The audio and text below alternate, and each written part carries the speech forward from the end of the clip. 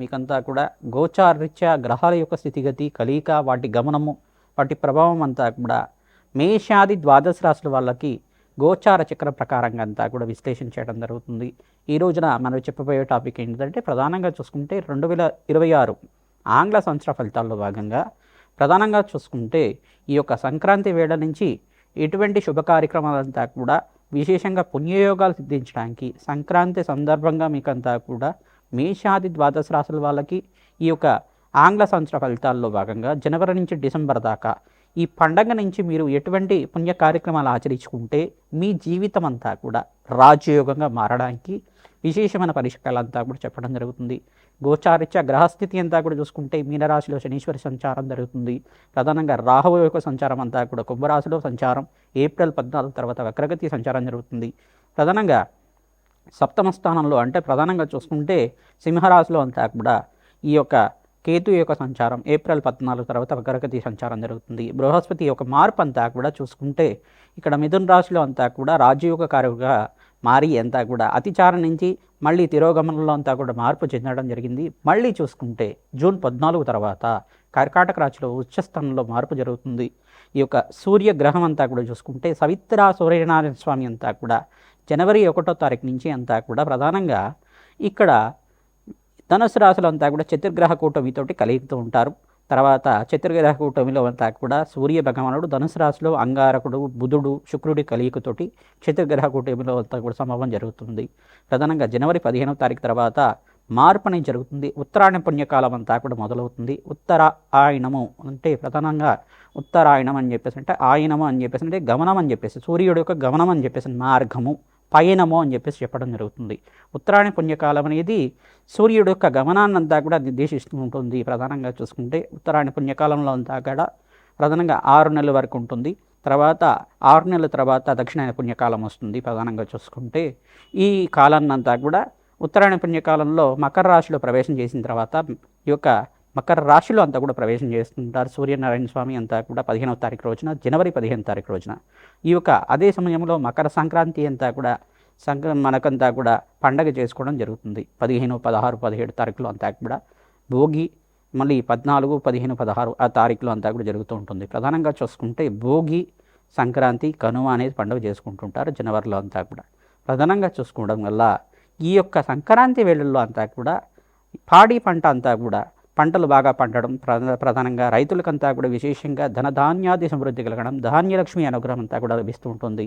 పంట వల్ల వాళ్ళకంతా కూడా ఆ సమయానికంతా కూడా పంట చేకూర్చి మీకంతా కూడా పంట వల్ల మీకంతా కూడా ఆర్థికంగా ఉన్నత స్థితి కలగడానికి మరియు పంటకి సహకరించిన పశుపక్షాతులకి ఎవరైతే ఉంటారో ప్రధానంగా పశువులకంతా కూడా ప్రధానంగా గోమాతకంతా కూడా పూజ చేయడం ఎద్దులకి పూజ చేయడం బసవన్నకులు పూజ చేయడం అన్నవంతా కూడా యోగకరంగా ఉంటుంది. భోగి రోజున భోగభాగ్యాలు లభిస్తూ ఉంటాయి. సంక్రాంతి రోజున అంతా కూడా ఈ యొక్క గొబ్బెమ్మలతో ముగ్గులంతా కూడా వేసుకొని ఆహ్లాదకరంగా బంధుమిత్రులంతా కూడా ఆనందంగా జీవితం జీవించడం వల్ల అన్యోన్యమైన ఆరోగ్యమైన జీవితము అష్టైశ్వర ప్రాప్తి కలుగుతుంది. ఇంట్లో ఆనందమైన జీవితం కళలందరూ కూడా నెరవేరడానికి ఆస్కారం ఉంటుంది. అష్టైశ్వర ప్రాప్తి కలగడానికి కులదేవత ఆరాధన ఆ రోజున చేస్తూ ఉంటారు. సంక్రాంతి వేళల్లో ప్రధానంగా కులదేవత ఆరాధన విశేషంగా ఉంటుంది. మరియు పితృదేవత ఆరాధన కూడా పెద్దల పండగ అని చెప్పేసి అంటారు. ఎవరైతే పితృదేవత ఆరాధన ఈ యొక్క సంక్రాంతి వేళల్లో అంతా కూడా చేస్తుంటారో శాశ్వతంగా బ్రహ్మలోక ప్రాప్తి కలుగుతుందట. తిలతర్పణాలు చేయడం వల్ల రాజయోగం తీస్తుంది. ధనధాన్యాది సమృద్ధి కలుగుతుంది. పితృదేవతలకు ప్రీతికరమైన పదార్థాలన్నీ కూడా పిండి పదార్థాలన్నీ కూడా పితృదేవతలకు ప్రీతికరంగా కులదేవతకు ప్రీతికరంగా నివేదన చేసి వీరంతా కూడా గృహంలో ఉండే సభ్యులంతా కూడా భుజించడం వల్ల అష్టైశ్వర ప్రాప్తి కలుగుతుంది. అన్నదానం చేయడం వల్ల విశేషంగా ఎవరైతే కనుక బ్రాహ్మణత్వం ప్రీతికరంగా మీరంతా కూడా స్వయంపాక దానం ఇచ్చుకోవడం సాహిత్యం అని చెప్పేసి అంటూ ఉంటారు. స్వయంపాక దానం ఇచ్చుకోవడం అనేది పొత్తర్లు అని చెప్పేసి ఉంటారు. ఈ యొక్క దానం అంతా కూడా చేయడం వల్ల వస్త్రదానం చేయడం వల్ల కీర్తి ప్రతిష్టలు పెరగడానికి ఆస్కారం ఉంటుంది. సంఘంలో గౌరవం పెరగడానికి ఆస్కారం ఉంటుంది. సంక్రాంతి వేళల్లో అంతా కూడా ఈ యొక్క పట్టణంలో కన్నా ప్రధానంగా పల్లెల్లో అంతా కూడా ఆహ్లాదకరంగా ఆనందంగా ఉండడానికి ఆస్కారం ఉంటుంది. ఎక్కువ ఈ యొక్క పట్టణాల్లో కూడా బంధువుల యొక్క సహాయ సహకారాలతోటి బంధువుల యొక్క ఆహ్లాదకరంగా ఆనందంగా ఉండడానికి అందరూ కూడా చేకూర్చి మంచి గీతాల నృత్యాలు చేసుకుంటూ ఈ పండగనంతా కూడా అట్టహాసంగా అంతా కూడా మంచిగా ఆనందంగా ఉత్సవాలన్నీ కూడా చేయడానికి ఆస్కారం ఉంటుంది. ప్రధానంగా చూసుకుంటే సంక్రాంతి అనేది తెలుగు రాష్ట్రాలంతా కూడా చాలా పెద్ద పండగ, పెద్దల యొక్క పండగ అంటారు, పెద్ద పండగ అంటారు దీన్నంతా కూడా. సంక్రాంతి వచ్చిన వీళ్ళంతా కూడా అన్నీ కలిసి వస్తాయి, రాజయోగాలు వస్తాయి మనకంతా కూడా అని భావిస్తూ ఉంటారు. మహాలక్ష్మి అనుగ్రహం అంతా కూడా శీఘ్రంగా కలగడానికి ఆస్కారం ఉంటుంది. గోదా కళ్యాణం అంతా కూడా పండగ వేళల్లో అంతా కూడా చేస్తూ ఉంటారు, భోగి సమయంలో అంతా కూడా చేస్తూ ఉంటారు.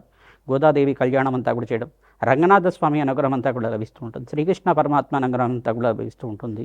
తద్వారా ఎవరైతే ఈ యొక్క కళ్యాణంలో అంతా కూడా పాల్గొంటూ ఉంటారో అష్టైశ్వర్య ప్రాప్తి కలగడానికి ఆస్కారం ఉంటుంది. గోదా కళ్యాణంలో కూడా విశేషమైన పుణ్యయోగం రావడానికి ఆస్కారం ఉంటుంది, అష్టైశ్వర్య ప్రాప్తి కలగడానికి ఆస్కారం ఉంటుంది.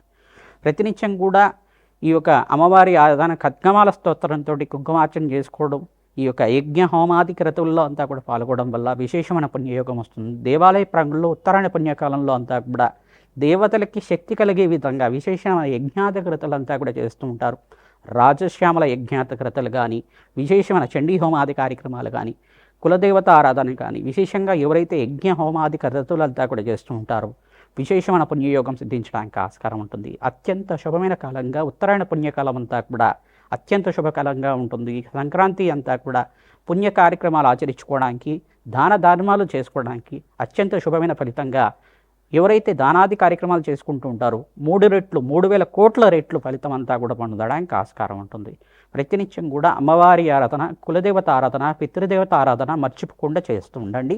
తద్వారా అష్టైశ్వర్య ప్రాప్తి కలుగుతుంది, రాజయోగం సిద్ధిస్తుంది. వృషభ రాశి జాతకులకి 2026 ఆంగ్ల సంవత్సర ఫలితాల్లో భాగంగా ప్రధానంగా చూసుకుంటే గోచారిత్య గ్రహస్థితులంతా కూడా అనుకూలత మారడానికి ప్రథమార్థంలో కన్నా ద్వితీయార్థంలో అత్యంత అనుకూలంగా ఉంటుంది. ప్రధానంగా రాష్ట్రాధిపతి శుక్రుడు అంతా కూడా బృహస్పతితో పాటు కలియిక జూన్ 14 తర్వాత సంభవిస్తుంటుంది.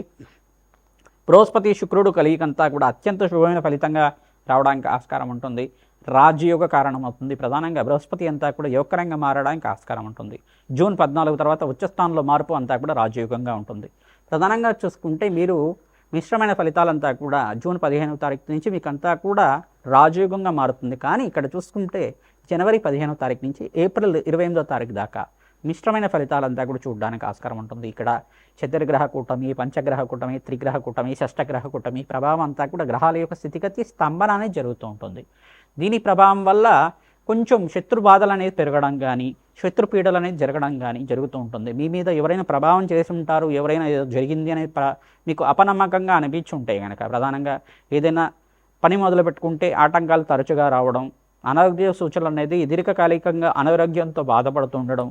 మేషాది ద్వాదశ రాశుల వాళ్ళకి 2026 ఆంగ్ల సంవత్సర ఫలితాల్లో భాగంగా సంపూర్ణ విశ్లేషణ అంతా కూడా చేయడం జరిగింది. ప్రధానంగా చూసుకుంటే ఈ 5 గ్రహాలంతా కూడా రాజయోగానికి కారణమవుతాయి. ప్రధానంగా మీకంతా కూడా ఈ సంవత్సరం అంతా కూడా 5 గ్రహాలంతా కూడా అన్ని రాశుల వాళ్ళకి యోగకరంగా మారబోతున్నాయి. ప్రధానంగా బృహస్పతి, శుక్రుడు, అంగారకుడు మరియు శనీశ్వరుడు, సూర్య భగవానుడు ఈ గ్రహాలన్నీ కూడా యోగకరంగా మారబోతున్నాయి. తద్వారా ఆర్థికంగా ఉన్నత స్థితి కలగడానికి, అష్టైశ్వర్య ప్రాప్తి కలగడానికి ఈ గ్రహాలకంతా కూడా జపము హోమాది కార్యక్రమాలు, మేషాది ద్వాదశ రాశుల వాళ్ళు మీరంతా కూడా జన్మజాతకం ప్రకారం కావచ్చు, గోచార చక్ర ప్రకారంగా కావచ్చు, మీరు ఈ గ్రహాలకి విశేషమైన శాంతులు ఆచరించుకోవడం వల్ల ఆకస్మిక ధనవయోగం, ధనలాభాలంతా కూడా సిద్ధించడానికి ఆస్కారం ఉంటుంది. విశేషంగా ఈ ఉత్తరాయణ పుణ్యకాలంలో ఎవరైతే కనుక సంక్రాంతి వేళల్లో అంతా కూడా విశేషంగా పితృదేవత ఆరాధన ఆచరిస్తూ ఉండాలి. తిలతర్పణాలు, తిలహోమాలు ఆచరించడం, పితృదేవతల ప్రీతికరంగా విశేషమైన వివేదనంతా కూడా చేయడం, పిండి పదార్థాలన్నీ కూడా ఆచరించడం, మీ యొక్క బ్రాహ్మణత్వం ప్రీతికరంగా మహావిష్ణు స్వరూపంగా ఉన్న బ్రాహ్మణత్వంకంతా కూడా స్వయంపాక దానం చేసుకోవడం, కూష్మాండ దానం చేయడం, వస్త్రదానం చేయడం, దక్షిణ దానం చేయడం ప్రధానంగా అంతా కూడా యోగకరంగా ఉంటుంది, రాజయోగ కారణంగా ఉంటుంది. ప్రధానంగా ఎవరి జాతకంలో గనక గ్రహస్థితి మెరుగ్గా లేదు, మాకంతా కూడా శత్రుభయాలు ఉన్నాయి, ప్రధానంగా మాకంతా కూడా చెడుపీడ జరిగింది అనేది ప్రభావంగా ఉంది అని చెప్పేసి బాధపడుతుంటే కనుక మీరు తంత్రశాస్త్రంలో చెప్పిన ప్రధానంగా మీరంతా కూడా ఆచరించండి. మహాకాళి పుణ్యక్షేత్రాలు దర్శనం చేసుకుంటూ ఉండండి. మహాకాళి పుణ్యక్షేత్రంలో నిద్ర చేయడానికి ప్రయత్నం చేయండి. విశేషమైన పుణ్యప్రాప్తి కలగడానికి ఆస్కారం ఉంటుంది. ఆంజనేయ స్వామివారి దేవాలయంలో కూడా నిద్ర చేయడానికి ప్రయత్నం చేయండి. ఎటువంటి గ్రహ దోషాలు ఉన్నా కానీ నివారణ అవుతూ ఉంటుంది. మన్యసూక్త పారాయణం ఆచరించాలి. పవమాన సూక్తం అనే సూక్తం ఉంటుంది. ఆ సూక్తంతో విశేషమైన హోమాది కార్యక్రమాలు ఆచరించుకోవడం విశేషమైన పుణ్యప్రాప్తి కలగడానికి ఆస్కారం ఉంటుంది. వడమాలను సమర్పించి తేనెను కూడా నివేదన చేయడం వల్ల ఆంజనేయ స్వామికి ప్రధానంగా సింధూర అభిషేకాది కార్యక్రమాలు ఆచరించుకోవడం వల్ల ఆంజనేయ స్వామి అనుగ్రహం వల్ల సకల దుష్టగ్రహ పీడలంతా కూడా పోవడానికి ఆస్కారం ఉంటుంది. శ్రీమాత్రే నమః.